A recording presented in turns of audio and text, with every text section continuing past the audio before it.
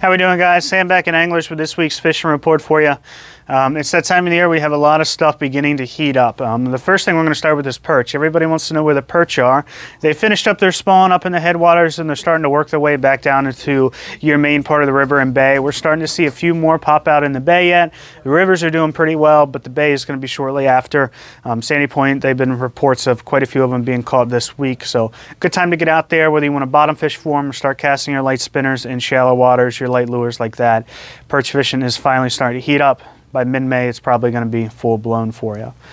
Moving on to catfish, that's what a lot of folks have been doing up here with the striped bass closure.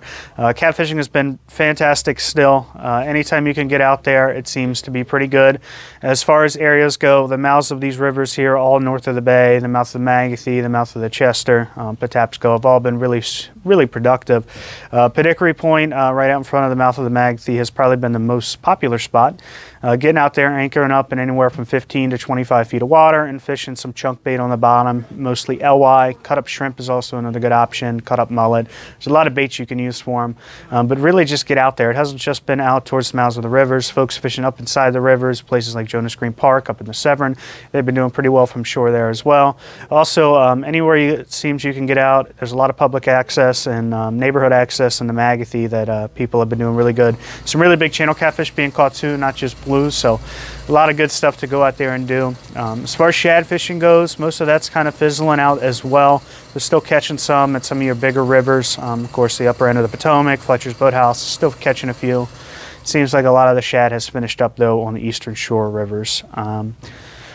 Speckled trout has been starting to peak up a little bit more and more down towards the Honga, even heading further south from the lower shore islands down to, of course, the Tangier, where they've been doing really well as well for those. I think the last thing to talk about is bluefish. It seems like those big bluefish that we have out in front of the coast from Delaware down to Ocean City are finally starting to make a little bit of an appearance. It seems like more of the concentration has been out towards Delaware, but they are starting to work down Ocean City. You can fish these on the bottom with mullet rigs, or of course you can cast plugs to the breaking fish, which is what most folks are doing. As far as plugs go, I'm right behind us here. We've got some big spoons that work really well for them. Casting 2 and 3 ounce spoons on anywhere from 8.5 to 10 foot surf rods. Been a great option. The spoons are great because you can really cast them out there a long way and get them back to you.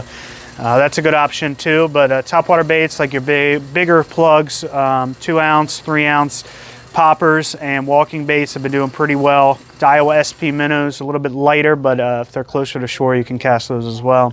So a lot of fun on those bigger bluefish, and that just about wraps it up, and best of luck out there, guys. Thanks.